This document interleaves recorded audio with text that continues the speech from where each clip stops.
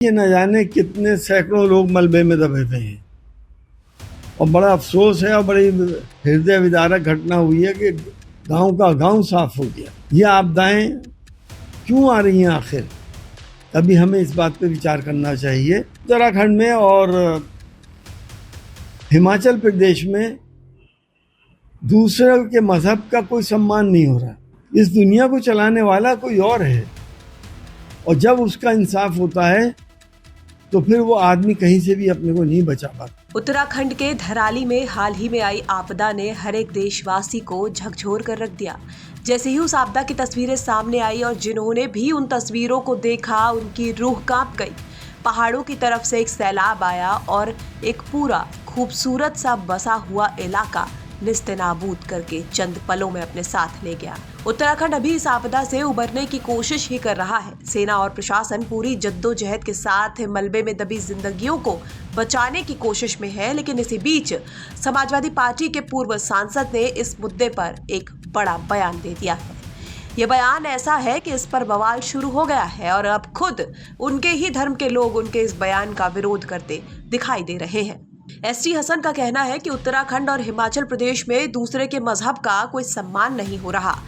Media को एक बयान देते हुए एसटी हसन ने पहले तो उत्तरकाशी में हुई घटना पर दुख जताया, लेकिन फिर उन्होंने कहा कि किसी भी धार्मिक स्थल के ऊपर बुलडोजर नहीं चलना चाहिए।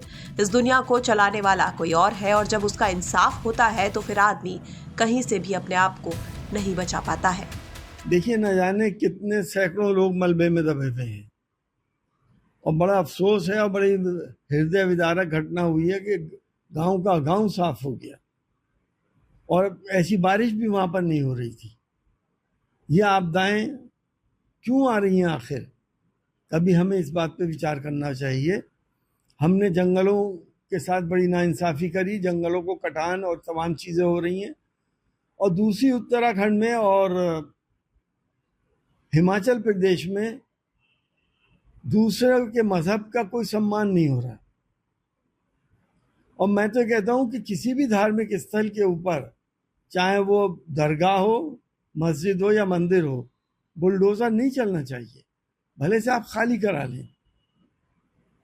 इस दुनिया को चलाने वाला कोई और है और जब उसका इंसाफ होता है तो फिर वो आदमी कहीं से भी अपने को नहीं बचा पाता। तो सपा के पूर्व सांसद एसटी हसन ने उत्तरकाशी में हुई इस घटना को धार्मिक स्थलों पर हो रही कथित कार्रवाइयों से जोड़ दिया है। बहरहाल उनके इस विवादित बयान पर अब प्रतिक्रियाएं भी आनी शुरू हो रही हैं। हालांकि समाजवादी पार्टी की तरफ से उनके इस बयान पर क्या कुछ रिएक्शन सामने आता है, ये देखने वाली बात होगी। बता दें कि उत्तराखंड के उत्तरकाशी जिले में 5 अगस्त 2025 को आई भयानक बाढ़ ने धराली और हर्षिल गाँव को तबाह कर दिया है। तेज बारिश से आई इस अचानक बाढ़ ने घरों, इमारतों, पुलों और सड़कों को बहा दिया और कई लोगों की जान ले ली है। ये बाढ़ इतनी तेज थी कि मिट्टी, पत्थर और मलबे के साथ बहते हुए उसने सब कुछ तबाह कर दिया।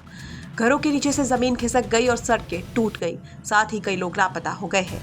इस पूरी घटना ने इस पूरे इलाके को अलग थलग कर दिया है। बहरहाल सरकार और सेना मिलकर लोगों को वहां मदद पहुंचाने का काम कर रही है। ब्यूरो रिपोर्ट, यूपी तक।